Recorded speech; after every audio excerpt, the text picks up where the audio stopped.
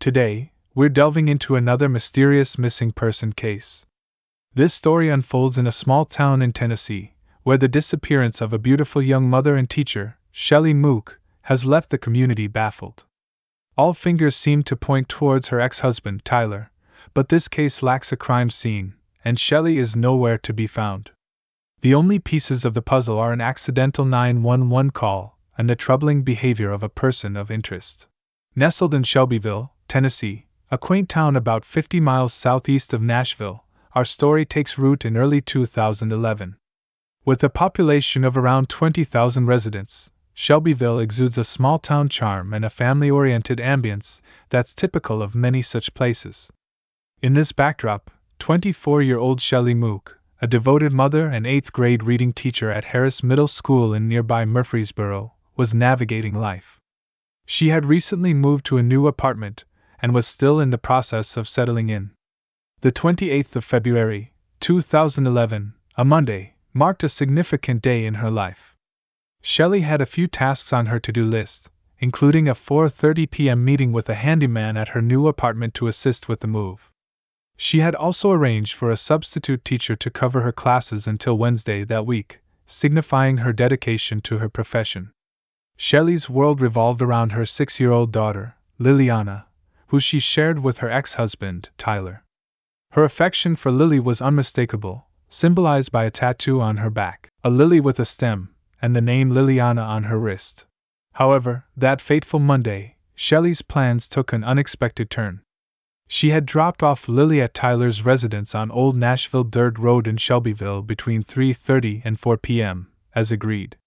But when the clock struck 4:30 p.m., Shelley was conspicuously absent at her new apartment for the scheduled handyman meeting. Her absence raised alarms, and the police received calls the next day from her concerned family and Tyler, her ex-husband, reporting her as missing. The fact that she had failed to pick up Lily as planned was a disconcerting sign that something had gone terribly wrong in Shelley's life. Early on the morning of Tuesday, March 1, 2011, a white 2006 Pontiac Grand Prix was discovered abandoned and charred in an empty field off US 41A, southeast of Murfreesboro. The vehicle was reduced to a charred wreck, though investigators managed to recover its registration. The connection between the abandoned car and Shelley was established when Tyler reported her missing later that day, and her vehicle's registration confirmed it to be Shelley's car. Authorities determined that an accelerant was used to ignite the fire intentionally. Despite the car being torched, no remains were discovered within, and the flames obliterated any potential clues. The location where the car was found presented more questions than answers. It had been driven down a driveway and into a field, soaked in gasoline, and deliberately set on fire. It was evident that Shelley could not have orchestrated this herself, which implied that at least 2 individuals were involved in dumping the car, one to drive her vehicle and another to transport both individuals away from the scene. In response to the urgent need for leads, the Tennessee Bureau of Investigation, TBI, issued a plea for any information regarding Shelley's disappearance, offering a $2,000 reward for information leading to an arrest or conviction. As part of their inquiry, TBI agents explored the CSX train yard in Cowan, located less than an hour's drive southeast of Shelbyville. In a collaborative effort, law enforcement, emergency management personnel, and search and rescue teams scoured not only the rail yard but also the surrounding areas. Regrettably, local news reports conveyed that the search yielded no substantial evidence to propel the case forward. Tyler's account of the day that Shelley went missing painted a concerning picture. He claimed that she had been distraught when she dropped Lily off at his home. According to Tyler, she came inside the house, alleging that her new boyfriend was being unfaithful. Shelley spent about an hour at his residence before leaving to run errands.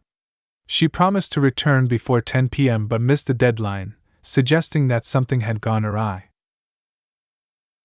The handyman who had waited for Shelley at her new apartment was ruled out as a suspect. In contrast, Tyler's behavior throughout his relationship with Shelley was suspicious. The couple's history revealed a tumultuous marriage, marked by abuse and domestic violence. Domestic incidents were documented, and their relationship ultimately ended in divorce in 2009. After their separation, Tyler faced charges for attempting to run Shelley's vehicle off the road and was suspected of vandalizing her home twice, although no charges were filed in connection with those incidents. Following their divorce, the custody arrangement placed Lily primarily in her mother's care, with Tyler granted visitation on Wednesday evenings and every other weekend. The Shelbyville police engaged a forensic interview specialist to speak with Lily about the day her mother had dropped her off at her father's house. Lily recounted that she remained in her car seat while her mother entered the house with her father. Sometime later, Tyler retrieved her from her car seat and took her inside to her old bedroom. He instructed her to stay inside and not come out, and she did not see her mother when she went into the house. Tyler Mook was designated as the sole person of interest in Shelley's disappearance when the Shelbyville police executed a comprehensive search of his residence. A month later, Tyler relocated to Florida, and court documents listed his address as his parents' home, Jim and Kim Mook. While he displayed some level of cooperation with the investigation, he did not actively participate in the search for Shelley. Several months passed, during which the Shelbyville police conducted searches with cadaver dogs behind Tyler's home and scoured land and water bodies throughout Bedford County. Tyler's neighbor's van was impounded in connection with the investigation, although no further information was disclosed regarding this development. 10 days following Shelley's disappearance, Tyler was captured on surveillance footage in the early hours after she went missing. He was seen driving his red S10 truck from a convenience store located several miles from his home. The truck stopped at a dumpster for approximately 5 to 10 minutes. While the video remains unreleased to the public, it remains in the possession of the Tennessee Bureau of Investigation. Shelley's mother, Deborah, initiated a custody claim for Lily shortly after her daughter's disappearance. Their hope was that if Tyler sought custody, they could compel him to testify about Shelley's disappearance in court. They were resolute about removing Lily from Tyler's care. Tyler, along with his parents, contested for primary custody. In a July 2011 evidentiary hearing, numerous witnesses testified about Tyler's involvement in illegal drug use, violent outbursts, and physical and verbal abuse towards Shelley during their marriage. Lily, the now 7-year-old girl, was asked to testify during the hearing. Her testimony was both revealing and unsettling. Lily revealed that her father, Tyler, and her paternal grandmother, Kim Mook, had discussed the idea of setting her other grandmother's house on fire. According to Lily, her father intended to provide her with matches to ignite a fire beneath Deborah's bed. Although Tyler denied these allegations, the trial judge found Lily's account to be credible. When Tyler was deposed as part of the custody dispute, he invoked the Fifth Amendment no fewer than 150 times. His silence in the face of numerous questions was notable. However, certain questions did elicit responses that deviated from this pattern. Tyler's refusal to incriminate himself was consistent throughout most of the questioning, leaving the court and investigators with more questions than answers. As the custody dispute continued, Tyler made an accidental and potentially self-incriminating blunder. While conversing with his father, Jim, he unknowingly but dialed his cell phone from the back pocket of his trousers. This call, made to 911, included audible portions of the conversation. Hello? I think it's just not Debbie. I think it's the lawyer, the Joel, Debbie, the judge, the DA, and both of 2 or 3 county sheriffs in the TBI. And they know that I'm not going anywhere right now because I don't have Lou. They can't prove nothing. And they know that there's a better chance of me leaving with Lou. They've done their job. They trampled all over your rights. They did everything humanly possible. The situation as it was. And here, okay, that's your part, boys. Somebody's going to pay for this. Oh, they already got a bunch of people lined up. That's what I keep hearing through the grits lines through Jason and Renee, Mom, and oh, they got people seeing me leave that night. Oh, they seen Charlie's car going down the road that night. He wasn't driving. Oh, somebody seen me walking down the road in the middle of the night. So let's get a couple more of those people by running the same straight so they can come up with their own story. Though Tyler expressed concerns regarding the investigators' suspicions, he stopped short of admitting any wrongdoing. 911 operators traced the call back to Tyler's line after the first call was disconnected. A second call was placed directly to 911. Did you get a call from this number here a couple minutes ago? Yes, we had an open line from it. What happens on that open line? Does it get recorded and stuff like that? With these calls and the resulting investigation, Shelly Mook's disappearance was beginning to take on even more ominous overtones. No concrete evidence emerged that could help piece together the puzzle. The case lacked a body, a crime scene, a confession, or witnesses coming forward with valuable information. In 2012, Tyler Mook relocated to Florida, a move that signaled a new chapter in his life. Meanwhile, in 2014, Robin Donath, a 25-year-old single mother with a young daughter, found herself entangled in a relationship with Tyler Cook. Initially, they appeared to be a happy couple, and marriage seemed to be on the horizon.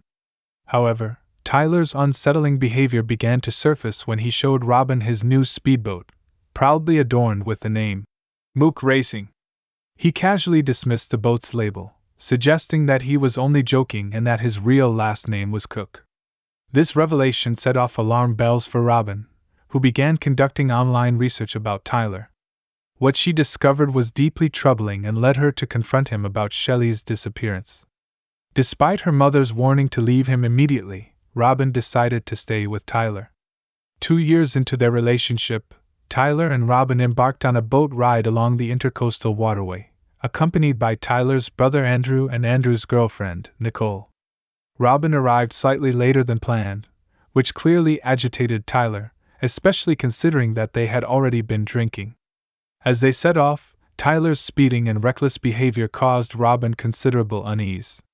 She requested that he slow down, prompting Tyler to shut off the boat's motor. In a bizarre turn of events, he snatched her sunglasses off her head, interrupting her attempt to call her mother.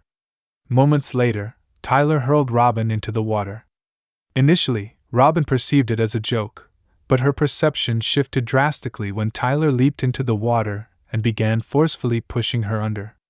Andrew, who was still on the boat, heard Robin's desperate cries for help and immediately jumped into the water to subdue his brother, giving Robin the opportunity to swim away to safety. She was eventually rescued by another nearby boat and brought to shore. Swiftly, battery charges were filed against Tyler. Soon afterward, Robin obtained a restraining order, and detectives from Tennessee arrived in Florida to meet with her. The battery charges against Tyler were upgraded to attempted first-degree murder. The case proceeded to trial, with the state attempting to prove Tyler's intention to commit first-degree murder. They argued that Tyler's actions immediately before throwing Robin into the water were indicative of his intent. He had forcefully removed her sunglasses and taken her phone, both actions implying that he knew he was about to throw her overboard. Each time he pushed her underwater, it was considered another act of premeditated intent. In his defense, Tyler's legal team contended that he had simply lost his temper and did not intend to kill his girlfriend. The trial featured 2 eyewitnesses to the waterborne assault, Andrew Mook and Nicole. Nicole provided her account of the incident, describing how the boat came to a halt, how Tyler tossed Robin into the water, and how she watched as he attempted to submerge her. He gets back on the boat, he looks at me and says, "No one disrespects me in front of my family, I'll kill her." Robin testified about the struggles she endured while in the water and her desperate attempts to fend off Tyler's attacks. Her case was supported by Shelly Mook's mother and other family members. I just started swimming. I knew I had to get away from him. I saw a boat coming from the other way. I just started pleading for him to please pick me up, that he just tried to kill me. Did you offer to give him money? I offered to give them anything they wanted. And did they stop and help you? Yes. What was Andrew doing at this point in time? He was in the water with me. Was he helping you? Yes. Andrew Mook also took the stand and testified against his brother. She goes in the water and Tyler goes in after her. Now you said Tyler on the shoulders, he pushed her under. Yes, sir. Is that when she called for you? Yes, sir. Now, when you jump in the water, you throw the noodle in, you grab the noodle. The first thing you do is give the noodle to Robin. Yes, sir. Okay. I assume Robin is above water at this point in time? That is correct. So at this point in time, that's when you get Tyler in a chokehold. Yes, sir. Okay. And when you got Tyler in a chokehold, he wasn't pushing her underwater. That's correct. And what do you do with Tyler? You take him back? I let him go, and he turns around and swims back to the boat. Tyler did not testify in his own defense. The jury's verdict, guilty on the lesser charge of attempted second-degree murder, which did not require proof of premeditation or intent to kill. He was sentenced to 12 years in prison. In March 2020, Tyler appealed his conviction, claiming ineffective counsel. Allegedly, his lawyers had advised him against accepting a plea deal that would have resulted in a 5-year sentence for attempted murder. They argued that the state couldn't prove his intent. His appeal was denied. Tyler remains the primary person of interest in Shelley's disappearance. It is suspected that if Tyler is responsible for Shelley's death, he must have had assistance in dumping her car miles away from his home, where she was last seen with him, and perhaps in caring for Lily, who was under his supervision at the time. Lily stayed with her maternal grandmother and will have reached adulthood by the time her father is released from prison. This concludes the story of Tyler Mook in relation to the disappearance of Shelly Mook.